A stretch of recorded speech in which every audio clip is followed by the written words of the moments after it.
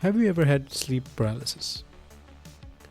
If you haven't, this is a state where during waking up or falling asleep, one is completely conscious but in a complete state of full body paralysis. I have had this experience and it is nothing short of terrifying.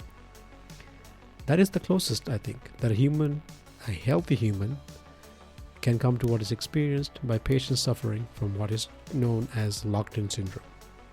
That is, a state of being conscious but unable to move one's body, which includes, of course, one's vocal apparatus.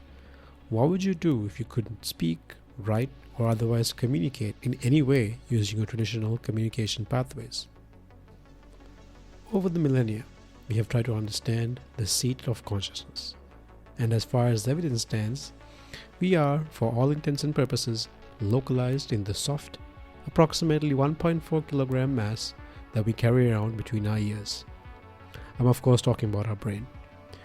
With our vocal tracts, eyes, hands, and our motor output system in general, we are able to reach out into the world to communicate. The study of brain-computer interfaces asks, can we cut out the middleman and go straight to the brain? How can we map the activity in all those neurons to actions and perceptions? How can we understand the different states of brain activity when we are sleeping, dreaming, imagining, or problem solving? To find out, in this episode, I sit down with Dr. Maryam Alimardani, whose research spans robotics, human-computer interaction, brain-computer interfaces, and cognitive science. I hope this serves as a small taste of what the field has to offer, so if you've ever been interested in how we can interact directly with our brain, this may be a good place to start. Thanks for tuning in. Hope you learned something, and until next time, please enjoy.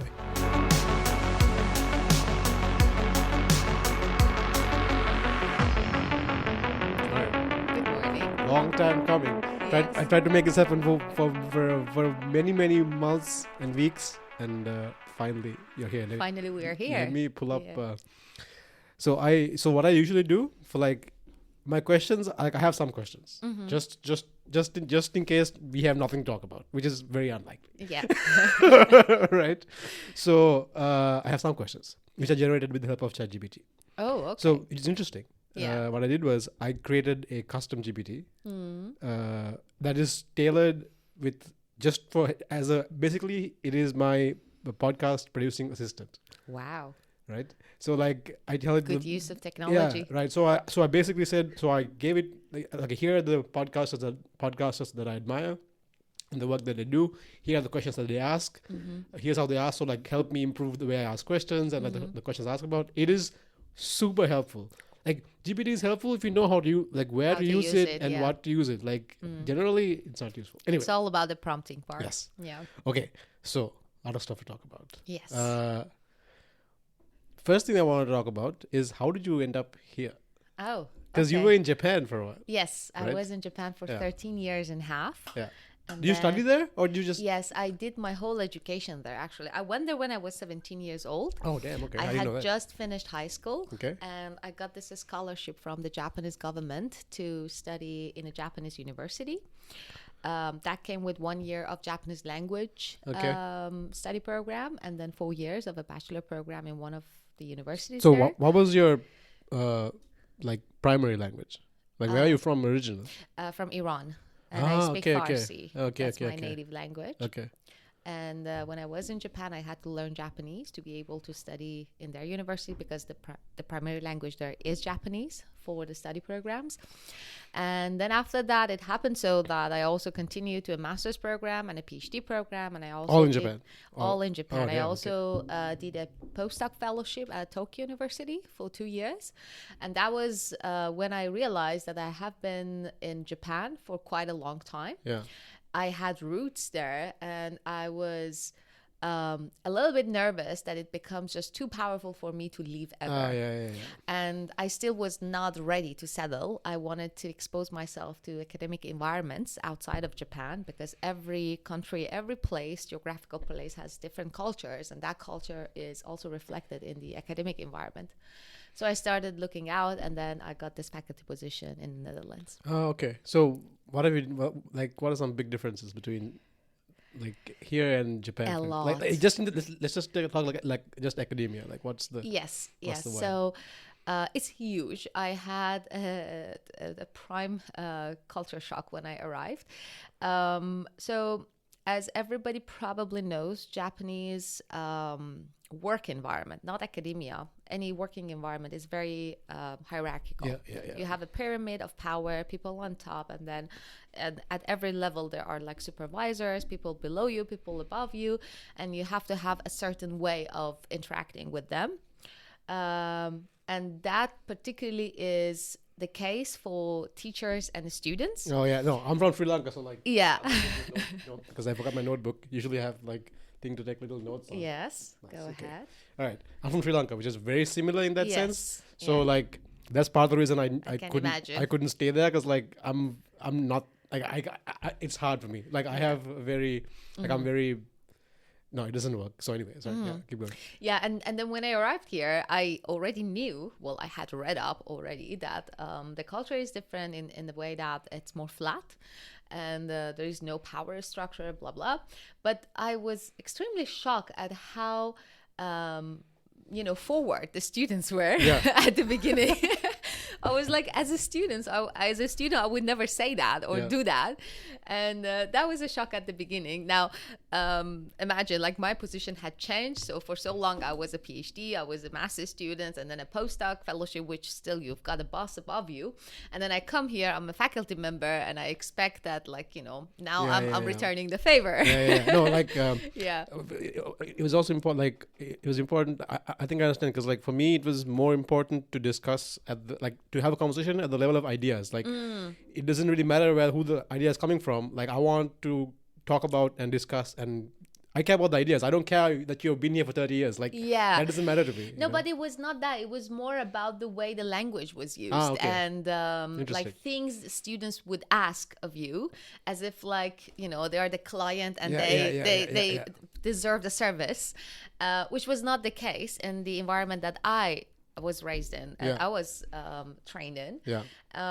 So that was a shock at the beginning, but I very quickly adjusted. So I think that's something that's a strength of me, that I adjust quickly. So do you prefer this over to the now after 6 years? Yes. I have very good students, and I really admire the way that they are so creative and open and also progressive in the way that they work in their study program. Some of them are just here to just graduate and get a degree. That's fine. I will adjust my expectation to your expectation as an educator. But those who are really, they want to go the extra mile, I'm there to help them. That's amazing. That's something I really appreciate from you, and like from even the other the faculty here has been all there, because I can be very annoying. Like, like I don't see it that way. No, because I've had do you know Andre? Andre who? Alexandru. Like he was it doesn't matter. Anyway, a friend of mine. And oh yeah, I know him. Tall guy. Yes, I know him. Oh man, he came over a couple of times for meetings with me. And we always had a good laugh because like he would say stuff that I would not immediately get. He's hilarious. He's very unique. And we got complaints from other students that like we keep turning lectures into personal conversations with the instructors because it's fun. But anyway, so this is very interesting. So you came to the Netherlands, right? Yes, I came to the Netherlands. What were you studying? So your bachelor's, what did you study? What was your So I come from study? an engineering background. My bachelor's and master's degree. Move this thing so it's like in front of your face. Yes. Otherwise, it picks up. So turn it a bit. Turn the thing. Oh. There you go. Oh, it's that sensitive. It picks up things directly in front of it. Okay. Nice. Yeah, let's adjust this. Yeah. Good that you noticed. Good. Yeah, that's good. So my bachelor and master's program were so for my bachelor's I did electrical engineering. Yeah. Oh, so did I. Yeah. My first bachelor's. And then my master's program was system innovation. So it was like a specific program within the School of Engineering. And normally, the Japanese system is slightly different than here. You choose your study program based on the lab you want to do your master's thesis in. So there really? are Okay. so there are a couple of programs that you can enroll in, and there are a couple of faculty members that are like, heading certain labs there, and some of them are teaching in some programs and not the others. And I chose this program particularly because I wanted to work in Ishiguro lab. Okay. And That's a pretty interesting approach. yeah. So I went there and I did my studies for 2 years. But what I was looking forward to was the second year. There you do your thesis over a course of a year. Right. It's not like half a year, one semester. Yeah. So the first year is like courses, you get the credits. And then the second year is like fully research oriented. And that's when I started working with robots, Nice. getting into the intelligent robotics lab, which is the lab of Hiroshi Ishiguro. What is the robotics ecosystem like in Japan? Like, it seems I only know about it from like a very sci-fi fan fiction way, but it seems to be like it's a very big part of the it's a very education. huge community, and they value it a lot. I think there is still a lot of funding that comes to such topics. Like if you look at NWO research agenda, like robotics is not the biggest deal there. But there in Japan is still, the engineering sciences are hugely paid attention to. And I think particularly in the domain of human-robot interaction, I think Japan was where the whole domain actually grew from. So they are still very active. The big figures are still there working, Japanese and non-Japanese. This guy, Hiroshi Ishiguro, who later became my PhD supervisor, was actually quite a famous person at the time because he had just made this robot that was a copy of himself. And that made a lot of headlines. Okay. I think I've seen this. Yes. I think there's no one that hasn't seen this because it has gone viral in almost all social media platforms. So his idea of the next generation of robots was like these android robots that are going to become sort of a surrogate of real humans. And the idea was not that they are going to replace us. For him, this was a test bed of like, what are some of the human cognitive psychological functions that we can test through these robots. One of the things that he was particularly like putting forward as a terminology was sonzaikan, which is like the sense of presence. What is it that like I feel that you're present here. Yeah. Right? So that the Japanese have a term for it. That's cool. What is it called? It's sonzaikan. SON. Yeah. ZAN. ZAN. AI. KAN.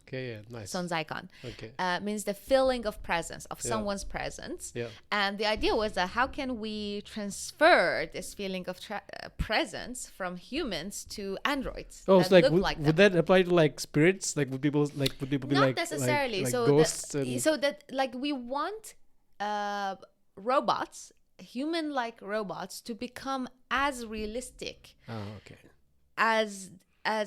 So we want it to become as realistic as a real human, so that when you're talking to the robot, even though you know that this is a robot, you still feel that there is a person in it. Right. That was the idea. Okay. So that is the feeling of presence. How is it that like I consider you as a present like object here? Existing in this space? Yeah. Or like more than just existing in the space, but like, I mean, okay, that's interesting because as a lot of your research has shown, it's very easy to trick the brain into thinking that there's a person here. Yes. Right? Okay, yes. Cool. Nice. So that was the idea. So first, as a partner that is talking to this robot, lots of the research that he did was that how do I perceive this robot when it's, for example, teleoperated or it moves autonomously? So part of the research was there. The other cognitive aspect that he was very much interested in to research about was the feeling of embodiment. How is it that I do have a sense of embodiment over my body here? I know that I am here and I can interact with the environment around me through my body. Can we pass that to a robot? Right. So again, this is the part where the android becomes a surrogate of you. And for you to be able to teleoperate this better, you need to be able to actually feel that extension of body. Right. And this is the classic example of this that had already been introduced and published in 2002 was rubber hand illusion. Yeah. Where you have this dummy hand. I find that like it, people see that and think, oh, that's cool, but like I find that really weird. Like, have you tried it? Like I have, like weird in the sense like the first thing that occurred to me, like not the first thing, like as I started the BCI course this semester, which I was looking forward to having you teach, but Fred will do. Yes, Fred will do. Yeah. There is one paper in the material there. I just read it. Yes. Which is about the feeling of body ownership and how you can transfer it with BCI control. Yeah, like what occurred to me is like the brain seems weirdly scalable. Yes. Right? Like it's almost like it was designed to be scalable beyond the constraints of the physical body that we have, which is some really neat forward-thinking engineering. There are many illusions that you can go and study about where they are just like based on perceptual mistakes that happen in the brain, right? So the visual illusions, most of them are perceptual mistakes. Yeah. And this form of like embodiment illusion that we were looking into is more of the cognitive, the neural cognitive interaction of the prediction system in the brain and the sensory feedback that you receive from the environment. Maybe just like just shortly describe the rubber hand illusion for people who haven't. I'll put all this stuff in the link. In the description. Do you want me to explain rubber hand illusion? So rubber hand illusion is a feeling that you might get when you see a plastic body, like a rubber hand in front of you. And that body gets stroked or stimulated in the same way, in the same time, so simultaneously as your body. So let's imagine that you have your own hand hidden somewhere, and the plastic hand is placed in front of you in the same place that your real hand could be, and then both of them get touched at the same time for a couple of minutes. After a while, you start feeling that this hand that I'm seeing and the feeling that I'm feeling on my own hand are sort of a match, and therefore this hand is part of me. That's ridiculous. That's a trick. Your body, your brain starts becoming tricked about this, and so that's why we call it illusion, because it's a trick that happens in the brain, and we think that even the feeling we have for our own body comes from this integration of different sensory input from the environment. So every time I move my body, I actually feel my body move. That's the proprioception. Interesting. So like I actually I saw this study where they sort of like it showed how like very young like babies learn the sense of agency that they have in the world. So they have this, you know how babies have the spinning things, like they're laying on the bed and like the thing spinning around. And then what they do is they attach a string the baby's foot and then tied to the spinning thing, and so at first the baby's laying there, there's no string and it's just like randomly moving, and he's like, okay, it's fine. And then they tie it to the foot, and then the baby learns that he has a agency over this thing, and that makes like a huge, like he learns that you can do these things. And that's how I think over time we have learned to navigate the world with our body. So I think we all know when we were babies or children, toddlers, everything we wanted to do went wrong, right? Like we were not able to coordinate our movements, but it's through a lifetime interaction with the environment through our body that now we think we can control our body. Do you think it makes sense to think of like your body as the first environment that you learn to navigate, like your own body? Like, so that seems like what's happening, right? When you're an infant, it seems like you really have no idea how to control this thing. And then over time you get better and better at learning how to control this thing. Then you move on to being actually I can. Then like once you master your own internal environment, then you can start to sort of. There are actually two schools in the neuroscience community. Oh, this is good. Okay, let's see this. Some researchers believe that yes, it's acquired. When you come in, so to put it simple, is that when you come into the world, you are like a blank slate, and you learn and you start having these representations all encoded in the brain. And there is the other school that thinks no, some of them are evolutionary already. There is a footprint of that. I think in the neural system. Probably, it's probably the answer, like most things, are probably somewhere in the middle, right? Probably, yes. I think it's easier to say this for language than for example, movement. I mean, like vision, for example, right? Yes. We know there's a.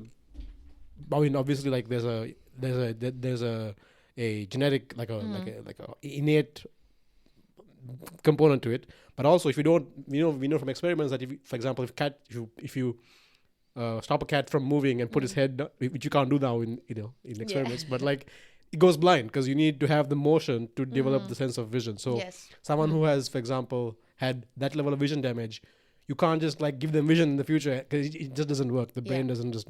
It was not developed from the beginning, and I mean, like recently, I have read. Speaking to this thing, I have read a recent paper about handedness and how, for example, we don't see it in other primates, but we have it with humans, and that's kind of like a probably a hint that maybe some of the movement-related mappings and representations are already there when you're born, but then most of them you acquire through lifetime. How you use that. That primary hand, that dominant hand, that's again through practice with the environment. Anyway, coming back to the discussion we had. So when I was there, I got very much fascinated about this research on human-robot interaction, but not just social robots, in general, like human-like robots, and the feeling of embodiment, telepresence, and all that. And at the same time, I had always fancied research about the brain, like neuroscience. And there was a moment of opportunity when I realized that this guy who I wanted to do my research in his lab is trying to open a project about brain-computer interfaces. Oh, nice. Okay. And integrated with the robotics research he was conducting. And I was like, I'm in. I want to do it. I wanted it all. I wanted the robot. I wanted the human, and above all, with the human, I wanted to dig into the neurocognitive mechanisms of human-robot interaction. And the project there was about looking into this feeling of embodiment when you don't actually move your body to have that illusion of embodiment. When you control a body with your brain activity. So as if like I hold the intention of movement and I see this robot moving according to like the baby. You said exactly. Like they move their feet and they see this moving. That's agency. So in this case, let's imagine that your body is not moving. You just have the idea and imagination that you want something to move and it responds accordingly.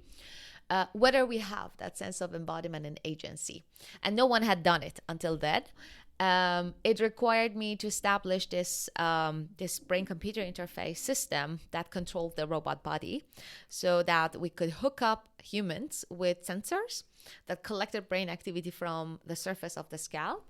They held imaginations of movement, and those imaginations were then decoded by the BCI classifier to movement of the robot. They would watch it from a first-person perspective, and so we sort of replicated the rubber hand illusion setup, but this time used the brain-computer interface system to control the body. And this is the paper I read. This is the paper that you're going to read in you have already read in the BCI course. And what the outcome of that study showed was that yes, it's indeed possible that without integration of more sensory information than just visual feedback, which is congruent to your intentions of movement, you can still experience that illusion. Yeah. Okay. Wait, this is good. Now, that's how plastic your brain is. How easy your brain can get tricked. That is really weird. Okay, so so that was your first foray into BCI research, was it? That was my first entry into the BCI world. Okay, nice. And recently you've been looking into creativity. Yes, that right? I do too. How does that fit in? Okay, so so I have come a long way from that moment. So Yeah. I started with BCIs with robots, and it was mostly robot control. It's a specific paradigm in brain-computer interfacing called motor imagery. So you imagine movement, and then you control the robot. But then there are also other BCI paradigms where you can passively monitor a human brain activity. So then in my postdoc, I actually shifted toward more passive monitoring of brain activity to adapt agent behaviors to the human during that interaction they were having. So for example, one of the projects I did was focus on therapeutic interventions moderated by robots. And the robot was reading these features in the brain that were indicative of how restful or attentive you are to the intervention. So that's like one way that we went with it. The recent project that you're bringing up, creativity, tries to actually look into neurocorrelates of creative moments, like the insight moments, and help people to have a more personalized experience with creativity support tools. Right. So there are some environments that are already being made in the human-computer interaction field that are, the goal of them is to help people to focus on some creative tasks, such as divergent thinking. This is the task where you have to create ideas, generate ideas, as many ideas as you can for a particular problem. And then there are the moments that you're stuck. Right? We want to know, when are those moments that you are stuck, when the system can actually provide a new clue to you. So BCI is a subset of a broader human-computer interaction field, or?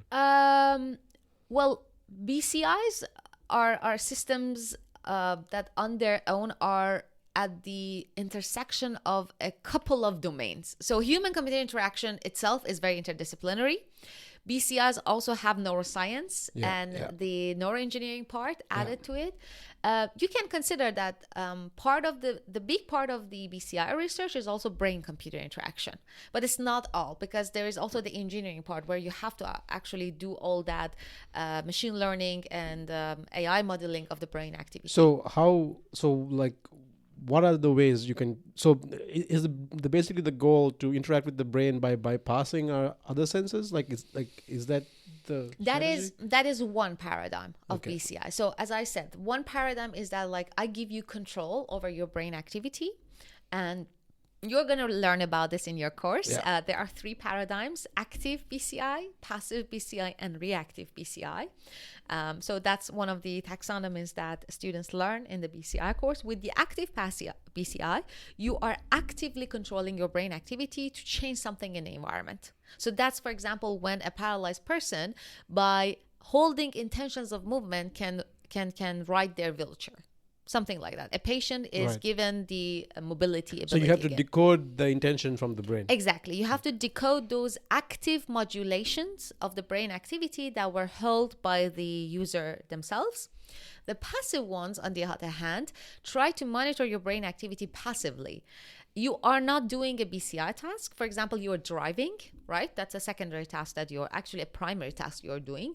And then the system is trying to find the moments of, let's say, fatigue and when you are going into sleep, for example. So those moments of vigilance are important for the system. And if you are no longer vigilant, the system can give you an alarm. Nice.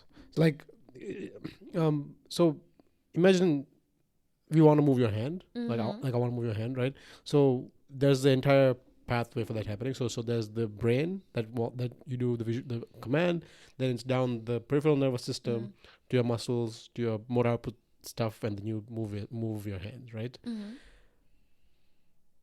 So is it okay? Can we think of so where are we measuring this usually? Exactly. Okay. So that's a question that you are going to learn in the course, but I'm going to give the answer already. So when you're moving your body, there are some activation patterns in the sensory motor area of your brain. This is the cortex that is here in the middle of in the central area of your brain. And it's quite, compared to other cortices, it's rather on the surface. And that's why we can actually collect it with non-invasive electrodes. Isn't it? I was also thinking like, so I'm all a lot of this stuff I'm thinking of from an engineering perspective, right? I think of like, I look at the body and I think of the brain. I'm like, as an engineer, like this is pretty cool. Like if I had to design this, and like I was thinking, isn't it convenient that the cortex is actually on the surface?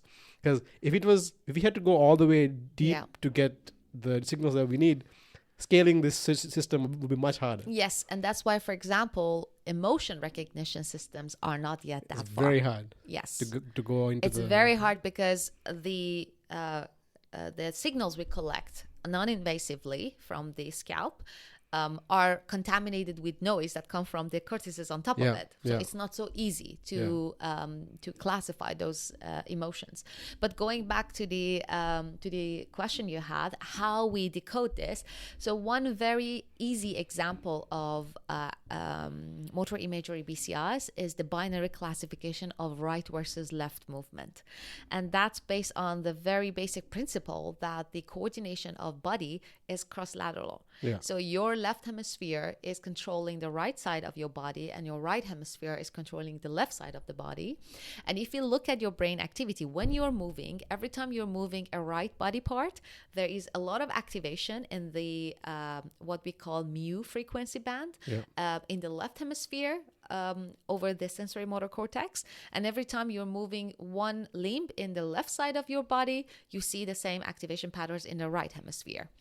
And interestingly, right before you execute the movement, at the moment of holding the intention for that movement, those patterns start emerging. And that's why we can rely on motor imagination for BCI classification, because even without moving your real body, by holding the intention, so going that far of imagining the movement and already feeling that you want to move it, yet not moving it, the brain starts responding. So interesting. So and that's what we are collecting from the brain. So from a like an interesting side note, so I practice jiu-jitsu, and you know I was looking into like how, because you know it's not like I'm a professional jiu-jitsu.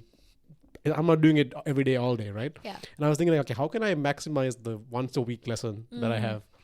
And turns out motor imagery is actually really effective if you actually also practice. Like you can't just like sit at home and imagine different moves and you get better. Yeah. But if you also practice those moves physically, and then you have a deliberate practice of like running through the movements in your brain, it actually improves your performance later on. Motor imagery is a technique that has been used by athletes for a very long time. So athletes, they of course work out their muscles, but you have to give rest to the muscles. And during those break times, what is advised is that they continue motor imagery so that they rehearse the technique in their brain. And that's effective. Indeed, that's effective. And for example, part of the BCI research is for medical purposes to give mobility back to disabled people, those who have lost mobility, movement of their body. But there are also teams that are working with athletes, how they can use neurofeedback and brain-computer interfaces for improvement of their sports performance. Right. And how hard is it to figure out what's doing what in the brain in terms of like, because there's a lot of activity, I imagine, right? Yes. So that's where we get into the AI modeling and the machine learning, recently deep learning approaches that we have to the brain activity.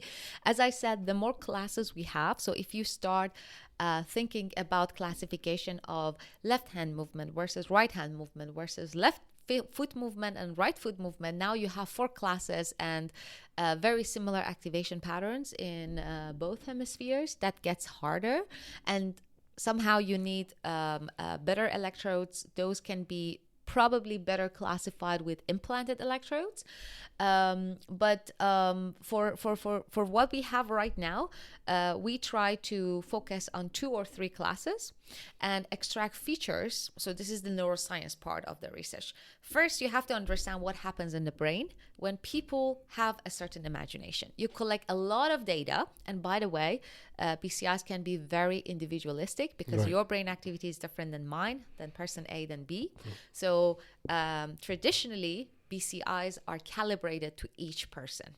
So they have to first collect a lot of data from me, and then use my data to train this machine learning algorithm, tell them that, well, look, this person did motor imagination of left versus right hand movement 60, 80 times, and now get trained with this data. Next time I hold an imagination, the model can tell me whether it was a right or left movement. But sometimes if I have a bad night's sleep, That can affect it too. can affect So you, that's okay. why we can. So that's really the bottleneck of the BCI research, because adaptation of models to people happen at 3 stages. And you're going to learn that in the BCI course Yes. too. Probably in later weeks than now. This is basically me being like, you know what, can I get the whole course in one and a half- Exactly. one and a half You're hours? doing that. Good for This is you. extremely selfish, like totally selfish behavior. So the first stage is to calibrate the system, Yeah. right? The system at the beginning is blank, doesn't know you, and the system needs to learn what your brain activity looks like today. And then throughout the training, by the way, BCIs need training. So you cannot immediately start working with BCI Yeah, because it's a skill you have to learn. it's I a guess. skill Yeah. you learn. And so not only the system, the machine needs to learn your brain activity, you also need to learn the task to Right, do it. right. So it's a loop that the machine learns and you learn. So during the training, you try a couple of trials, and over time you might get better.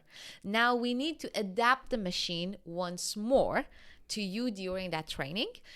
So first, the machine was first adapted at the beginning, now during the training, and finally, every time you come back to use the BCI system, depending on your brain activity of the day, even your coffee intake, your sleep last night, your emotions, whether you are in control of your emotions, everything can change your brain activity and what we see. Yeah. You need to recalibrate the system. So the adjustment, the adaptation happens over 3 stages. The first stage, which is like calibration. The second is the real-time adaptation. And finally is the adjustment of the system over multiple sessions. So what kind of technologies, what are the ways we get access to the brain in terms of getting data out of it? Yeah, so there are many ways of recording brain activity. Some of them are non-invasive, some of them are invasive. When we say invasive, it means that it requires some form of surgery to implant the electrode either on top of your skull or on top of your cortex or inside the cortex. So depending on the level, how far the electrodes go inside your cortices, the level of invasiveness also is defined. The most common ones that we do for research are the non-invasive ones, because we cannot really put healthy people through surgery just for the sake of research. What we can do is, for example, focus on epileptic patients who already need an implant in the brain and then use them for research. So that's one thing.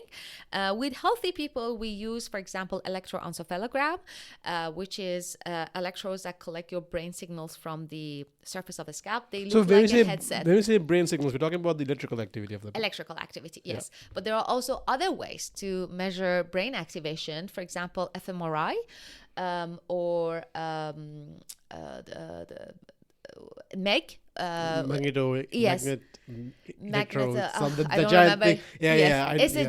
a bulky system that you go inside and these you are sit very inside. mostly medical. They look at the activation of the brain through oxygenation of the blood. Yeah. So they don't collect electrical signals. They sort of like scan different layers of the brain, and every time some part of the brain is active, that part gets more oxygenated because the blood is flowing. So they look at the oxygen level of the blood, and that means that part of the brain has been activated due to a stimuli that you were receiving. So some of these recording methods have better spatial resolution, meaning that you know where exactly in the brain what is happening. Yeah. Some of them have better temporal resolution. So, for example, electroencephalogram, EEG in short, collects electrical activity from the surface of the brain. So you don't know exactly what part of the brain, what region of the brain this is coming from, but it can give you information about 1,000th of seconds. So Very quickly, right? very quickly. Yeah. So it really it's very depends what responsive. you want to. It's very responsive. Yes. Okay. So it depends what you really want to classify from the Right. brain, and based on that, define the recording method. Right. Nice. Okay. You So will learn that in the yeah, BCI yeah, course. yeah. So most of I it, don't so, repeat myself anymore. So what is like if you're like so you're a lot of your research is based on EEG recording or like do you have done other stuff? It depends again on the domain application. Okay. Right. So some application domains are about medical research, right? So you really want to give people a certain mobility that they have lost. Then you will go for both spatial and temporal resolution, and that can be done through implanted electrodes. Or I have also seen MRI research, fMRI research, which is just like bound to the fMRI room. It's like very, in terms of mobility, like zero mobility. Yeah. The subject has to be in the scanner, but at least they are looking at the technical possibilities with the MRI machine. The rest of the applications, so the non-medical applications, they mostly go for the non-invasive one, which is EEG, FNIRS. FNIRS also looks at the oxygenation of the blood. Using light to see. Yes, it uses the light. It sends a light to different veins in the brain, and then once they come back, it looks at how much reflection it's collecting. Okay. And then there is also the combination. So some companies are now working on combination of different types of electrode.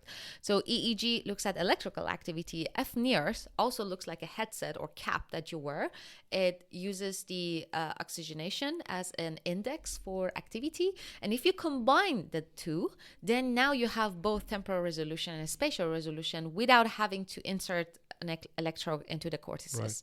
So that's the hardware front where companies are trying, the neurotech companies are trying to advance. So like, I don't know how feasible or like reasonable this is, but for me, what I find especially interesting about, let's say, taking control of more of the electrical activity of the brain in terms of like recording as well as influencing is, for example, with antidepressants, right? Like the best way we have to so the reason why we use antidepressants or anything that gets to the brain is because the blood-brain barrier is very careful with what lets stuff in there.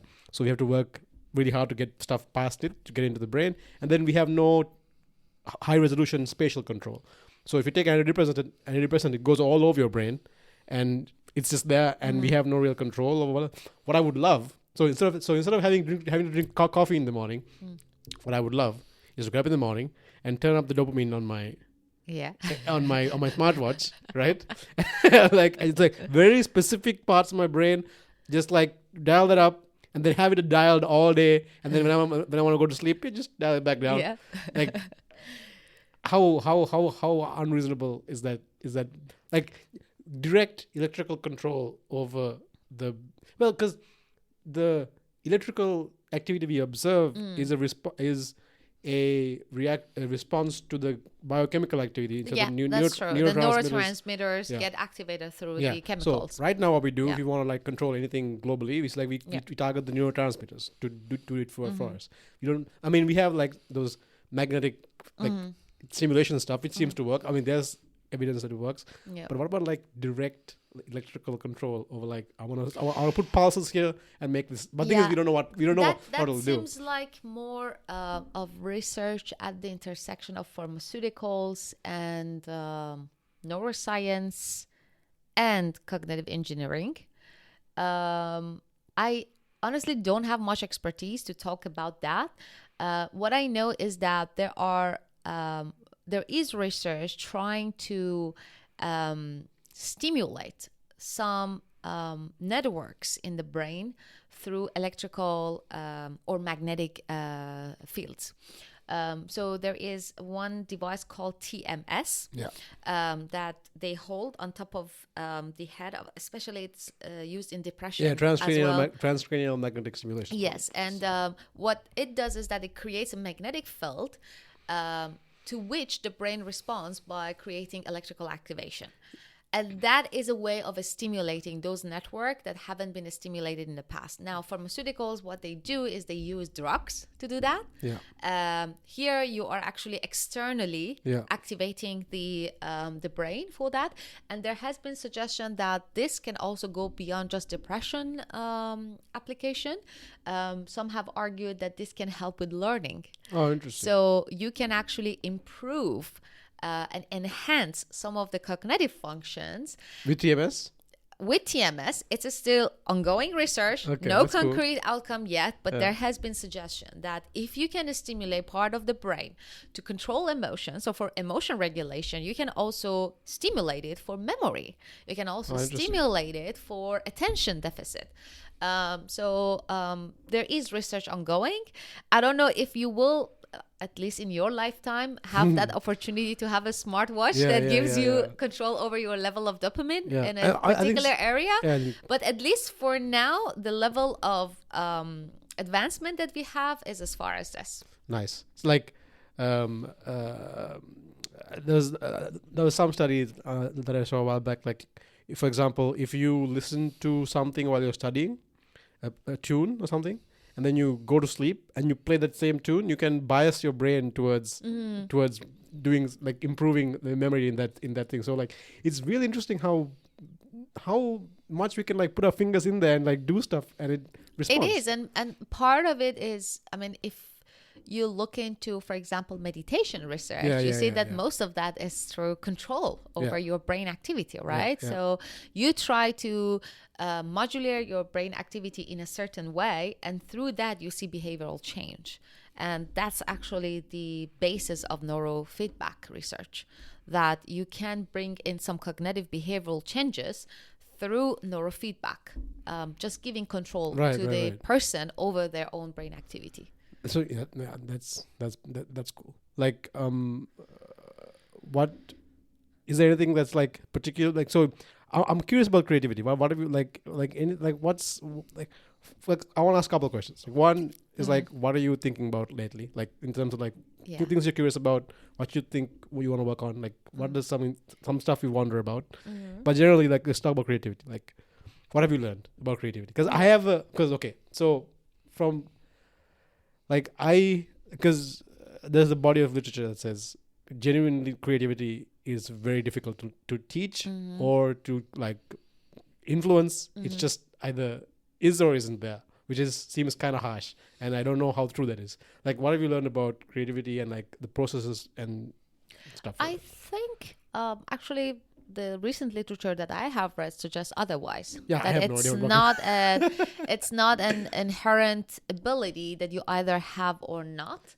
It's actually that you can something that you can develop. And the definition of creativity is actually the very hard part. You first need to define what creativity is, based on which you can then decide how to measure it, how to evaluate it, and then how to enhance it.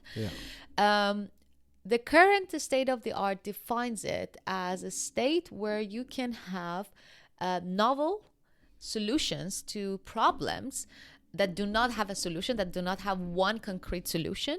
And these new ideas are also useful and practical. So you can just create as many new ideas that are not practical, but it has to be useful. So these two qualities are really important for a creative solution to an open-ended problem, right?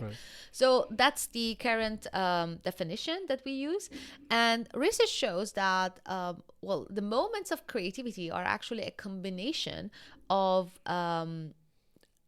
the human integration of different information. So it really depends on how much resources you have. Yes, to be able to come up with a new idea that is also useful and practical for that matter. So if I absolutely know nothing about the problem, it's very hard to expect me, no matter how creative inherently I am, to come up with a novel and useful solution for that problem. So that's why we think that it's possible to train creativity and to support creativity by giving insights about the problem to the person who is supposed to become creative about that, to innovate for that problem. One of the ways that we're trying to do it in our research is through virtual reality environments, where we situate the person in an environment that is relevant to the problem, and then we ask them to generate ideas for a specific problem that exists in that environment. And then we expect that compared to a non-immersive environment, people will have more resources and information to integrate for a new practical solution. That's interesting. Like, so, there's also this aspect of having constraints that sort of helps with creativity, right? So in the sense, for example, I used ChatGPT as a creative partner quite a bit, because it's hard to go from nothing to something I want to work on, but it's easier to look at something and say, no, I don't want to do that for sure. That sucks. Yeah. It really, like, for example, I use ChatGPT to generate, like, I will give it like constraints, like, here are the things, here's things that I care about, here's things I want to do. Give me some, like, get the ball rolling. And then once it gets going, I usually don't use his ideas, but like, it's enough to get to get that process going, and then I find the connection. Oh, this is cool. You get the building blocks, and then you eventually build it yourself. Yeah. So that's what I exactly meant with the information available, the resources available to you to come up with a new solution that is also useful. Right. So for example, let's say we are talking about finding a solution to a sustainability problem, right? About like a recycling problem in the city. So it would be definitely more insightful if I situate you in that particular area that has waste problems, so that you start thinking, okay, now what can I do with this thing and this thing and this thing? So that visual information is of paramount importance. Nice. So also, what about the ability to abstract the ability to abstract away from the things that are not relevant to be like, okay, I can actually do something. For example, if you give someone a brick and say, come up, generate as many ideas as you can for uses for this brick. That's exactly what they do in creativity research. Okay. The brick example is one classic one. maybe I read this over. Probably. And some people will be like, okay, like, just look at the brick as a brick and be like, yeah, this is, you can build stuff with it, you can put it, you can, it's a weight. But then some people can abstract, be like, okay, well, this is a rectangular 4-dimensional object. I can use it to measure something. I can use it to, like, as a scale, all these like different things, right? Different use cases. Different use cases. So like, what are some, like, are there like factors that influence this ability to generate like novel ideas, and how do you measure it in the brain? Like, how do you watch this? Measurement in the brain, that's something that we were interested in terms of mechanisms, right? There is one way to measure creativity in the way that you define the task. So this classic task that we were just referring to, come up with as many use cases as possible for a brick, is an example to which you can quantify or evaluate performance by counting the number of ideas you come up with. There are also other ways to measure it, like, out of those like 12 ideas you came up with, how many of them are actually practical and useful? Then that would be the percentage of the creative use cases. Now, for us, it was important to also know what sort of processes that are ongoing in the brain when you come up with those, or when you are at least engaged in that idea generation process. And it seems so, at least with a couple of experiments that we did, that it lies in the gamma band activity, the way we measured it. So has been... Sorry to interrupt, but like you mentioned the frequency bands a couple of times. Kind of like, just generally, like, what I can quickly go through it. So the brain activity that we collect are a collection of certain waves, right? So, and any signal that comes into waves can be either fast wave or slow wave. Frequency wave. The frequency of the oscillations. The oscillations of the signal. Those that are slower, those oscillations that are slower, they fall into frequency range that are between 0.5 to 12 hertz. Right. Up to that point, we actually separate this frequency range into 3 bands. We call it theta, delta, theta, and alpha band. And delta band is usually the oscillation patterns you get when you were sleeping. Right. Theta band is the oscillation patterns majorly when you're resting. So this is globally in the brain or just the cortex, or? Some part show it more prominently. Okay. Of course, I cannot just say, well, this band is associated with this. Yeah. Generally But generally speaking, the slower bands show up in the brain activity when you are when that area of the brain is less activated in that particular task. So let's consider it this way, that faster brain activity is associated with more cognitive processing, and slower brain activity is associated with less cognitive processing. So if you engage yourself in some arithmetic practices, then you start showing beta band activity, which is like a higher frequency band. And then gamma band activity is actually higher than beta. It's between 45 hertz to 60. Some actually define it up to 100 hertz. Very fast oscillating signal. And research says that it's associated with integration of information, and also attention to environment. So when you are when you're collecting information from the environment and you're integrating it to formulate new responses. So it's very high level, very fast. And we actually saw in the old literature, when people were doing like very basic creative tasks, that alpha band activity became the prominent frequency that showed response to, for example, the example of the break. So if you give a paper and pen to a subject and tell them, okay, now we'll start writing down all the ideas you have for this break, for the use cases of this break, the research that we read up said that mostly you see alpha band activation patterns. We did our research with virtual reality, and we didn't find alpha band activity as it was reported before. We actually saw it in the gamma band activity. And then we started thinking, why is that the case? And the explanation we came up with was that those creative, those idea generation tasks that were used in those studies were more mentally rehearsing stuff. So you are actually inward looking into your own you're looking inward into your own ideas. You do not really integrate information from outside.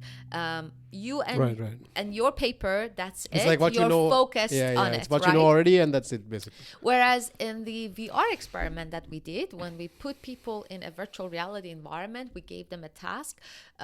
I can actually give you the example of the task. So, for example, they were put in the middle of a forest, in a virtual forest, and they were told to solve the problem. There are 2 cities at the 2 sides of the forest. They want to have a passage between the 2 cities to carry stuff. And then how can you do it so that you damage the forest as little as possible? So, and they had to come up with as many ideas as they could. And they could actually look around the forest and get inputs from the forest for ideas. In that scenario, we saw more gamma band activity. So now we found an explanation. So this is where the neural mechanism comes into the picture.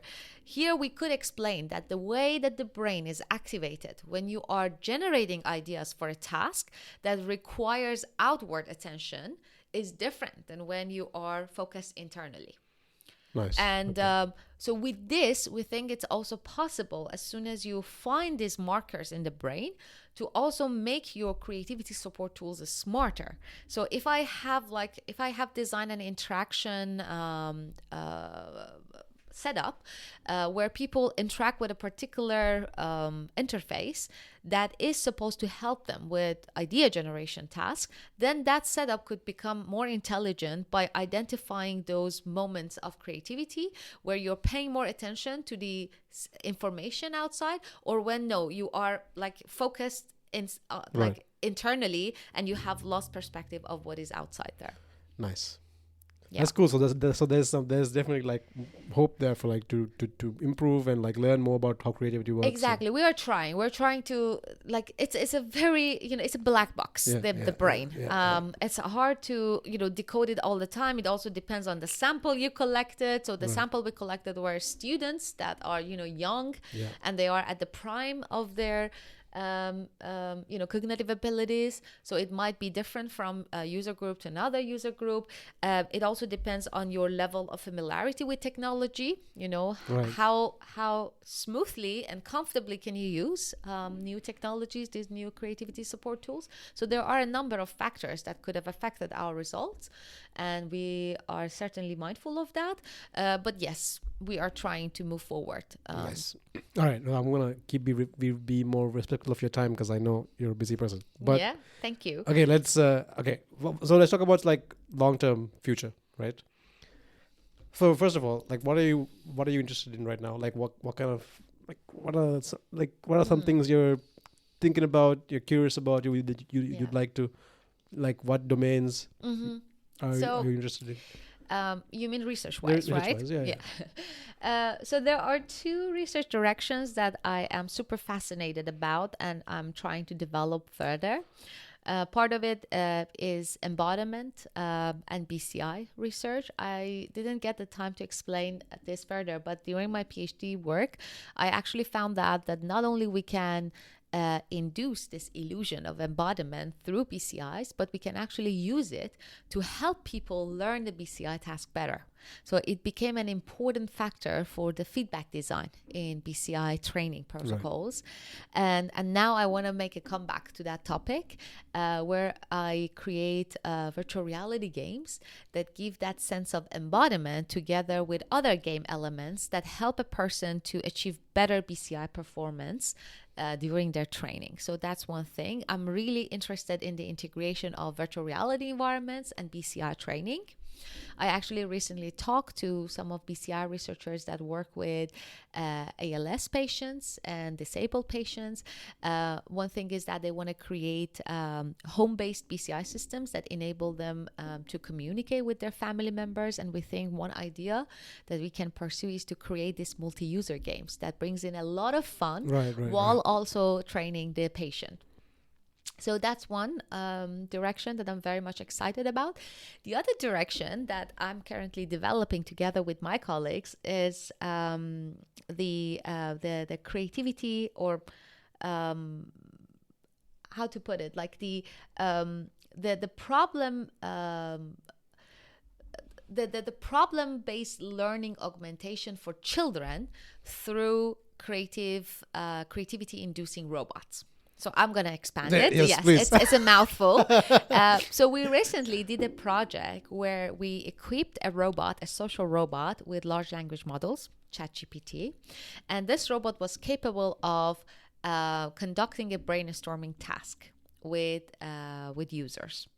The user was given a task, and we wanted to know, compared to a Wizard of Oz, which is like a person behind a robot, how would people evaluate this large language model operated robot? And we realized that because of the amount of information that this robot was capable of retrieving from ChatGPT, the conversation was much more preferred by the users. The ChatGPT-driven robot was faster, and it was also more structured. And then, above all, we found that people reported a similar social intelligence for the robot as they would do for a Wizard of Oz operated robot. So it means that the very huge problem we had so far with the pre-scripted robots, that the robot at some point became boring and repetitive, and people no longer felt that sense of human. We talked about it, that this is really human that I'm talking to, was not there. We can overcome that with ChatGPT and new verbal communication abilities that we can endow the robot with. We want to take this a step further and create robots that become tutor for problem-based learning tasks for children. And problem-based learning task is exactly what we talked, like a creativity stimulating task. It's a method in educational sciences where rather than the teacher just guiding the student, like do this, do that, do that, they give them an open-ended problem and they have to find solutions for it. So it's a way of developing creativity skills in children. And we want the robot to become a partner in crime for children in this process, where children can actually brainstorm with a robot to get more insights. And this is something I will be very much interested in pursuing, because it brings it in all together. Also, part of the research is focused on processing or at least evaluation of engagement through wearable sensors. So nice. It's a way of expanding what I have been doing, but also with new ideas. So, and if there are some like off the top of your head, current limitations that BCIs need to overcome in terms of like technology, in terms of decoding, in terms of sensors, like what are some like big things that need to have solved in the next coming years for us to be, for it to be more useful? Yeah, different researchers might have different answers. For me, I think in terms of hardware, we have come a very long way, and currently we do have really good headsets on market for research and for commercial use as well. But there is room for improvement, obviously. I think one of the reasons that you don't see BCIs being worked out in real world right now is that nobody wears it and walk. We don't have that yet. Whereas, for example, there is more confidence in the VR hardware right now, that you can like have it anywhere in mainstream cases, application cases. BCIs still need to improve hardware. In terms of software, we also need to work on real-time classification methods. A major part of the research so far has been focused on machine learning approaches, where it requires some neuroscience research. You have to identify features first so that you train your classifier with those. Whereas these days, a lot of researchers have shifted focus toward deep learning. And they're like, okay, we might not understand what's happening, but maybe this deep learning model could get it. Yeah. But for that, you need a lot of data for the model to be trained. So it's a solution, but not yet a solution, because we also lack data and the community is coming together. So now we have conversations about sharing data. I collect data, you collect data, everybody collects data. Let's put it together and see hold on. if we can do something. But isn't that a problem? Like, because we just talked about earlier how everyone's brain activity is different and it varies from time of day, like whether you have caffeine, whether you're sleepy. Like, how do you can you still get a strong enough signal to train a deep That's learning? one of the approaches in the BCI world. Again, another topic in your BCI course, where we call it BCI or user independent BCIs. Okay. So most of the BCIs have been user dependent, and this means that before you can even use this system, you need to train the system with your brain signals. Now imagine every time you came to a computer, you had to set it up again from the beginning. Give it your biometrics, like your fingerprint, your password, your username. You would hate using it, right? Yes, yeah. Now we want to have a situation where we do have a basic pre-trained model, and then we bring down the calibration time down for every person. So that's what we call the user independent BCI. And for that, you need to at least know that what is the general pattern that emerges for most people when they do this particular task. Right. And we think, for example, for motor imagery tasks, maybe not affective classification, like emotion recognition, but for motor imagery tasks, it should be probably more or less similar. Gotcha. Would you get a Neuralink like device, like a implanted I device? don't know. I have very complex feelings about Neuralink. I have read good and negative things about Neuralink and the way research is done. Let's forget Neuralink. I mean, just a consumer implantable device. Yes, I would. You I wouldn't? would. You would? I would. Yeah, I would. I would too. I would. 100%. I would. As soon as its safety is confirmed, I will be the first person who would sign up for a chip. Cool. I don't mind that. Actually, when I started my PhD program, the first idea, because like my supervisor said, well, come up with a couple of ideas and come, we will discuss it. The first idea that I had, I was so naive and futuristic thinking, was brain-to-brain communication. Yeah. So if I get a chip and you get a chip, then we can have a telepathic communication, right? That seems like, so, I mean, isn't that like a question of how much of your language, how much of language is just in your brain, and like, we have no idea, right? Yes. Because all we have right now is words and writing stuff or like speaking stuff like this. How that brain activity maps to what we're communicating now, I feel like that's we have no idea how that works. Yes. Am I wrong? Or? So the translation of the neural activity into behavior, that's what you're saying. So when I change something into verbal language, when I voice it, like sometimes we even notice, well, I didn't mean it this way, right? I meant it different. It just came out wrong. That's true. So the source of the thought could be a different thing than the representation, the behavioral representation of the thought. I'm not saying that with brain-to-brain communication, we are going to go as far as being able to just communicate the thought as it is to another human. I don't know whether that is even theoretically possible. It'd be like But it will be a different way of communication. So imagine every time I had to text someone, I take my phone and I have to put in the words there. And let's imagine that I can have like a speller in my brain. Like every time I think about certain letters, it would start typing them, and it would hit the send button to be sent to another person, and they would either get the message as an audio form, or I don't know, maybe it can be encoded or decoded by their chip as well.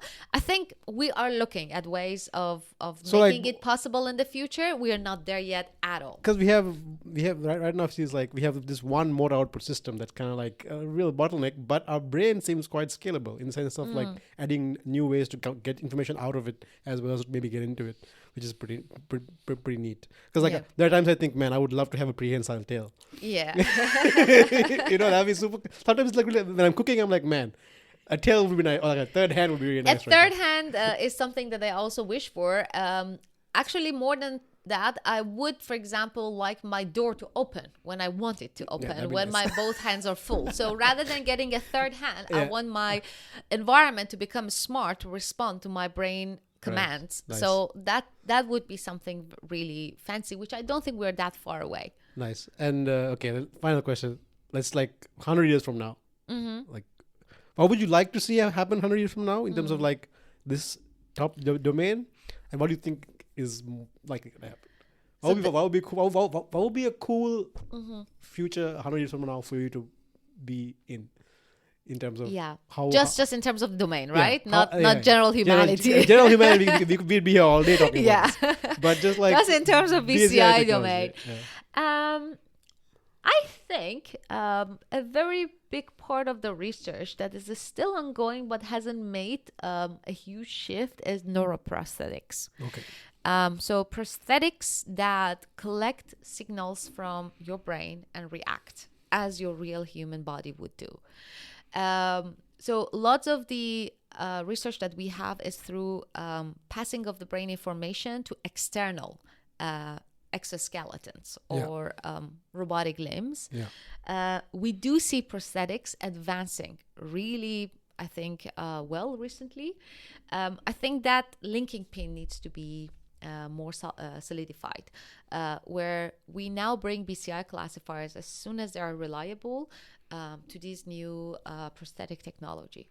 And I feel like the rubber hand illusion and like the ability for us to like the phantom limb, that feels like it's like actually a nice scalable solution. Like if you have your arms missing and you put a neuroprosthetic that is very responsive and like does stuff, then your brain will happily be like, yeah, that's my hand now, and like and just start mapping. But then I feel like another bottleneck is the sensory feedback from that hand. That's kind of hard. That's exactly what we in the BCI field called it the closed loop BCI, where you not only control the prosthetic or the object with your brain, but you can also gather the feedback from that, not visually, but also through other sensory input. So visually we can see it moving, but what about the feeling, the haptic feeling of it move? There was one research group in the US, they were doing it with some army veteran, where they actually closed the eyes. The veteran had some implants, and they were trying to write back the information Right. regarding the tactile feedback into the brain. So there is a video online you can watch that the eyes of the veteran is closed, and they start touching a robot that is connected to the sensors in the brain. The robot has 5 fingers, and every time the researcher touches one of those digits, the person is capable of saying what part. Oh, wow, nice. So right now the read is good. The write is a bit messy. Reading is better than writing. Yes. And writing can only happen if it is invasive. Nice. Right? Yeah. So that's why the research is slower. Yeah, I agree. All right. Thank you, that was great. Udesh. This was a very nice talk. Very stimulating and insightful. I appreciate your time, and it's going to be sad to see you go, leave Tilburg and thank you. Go to Amsterdam. But I'm sure you'll figure a way to have some conversation. Stay in touch. For sure. All right. Yeah. Thanks. Thank you.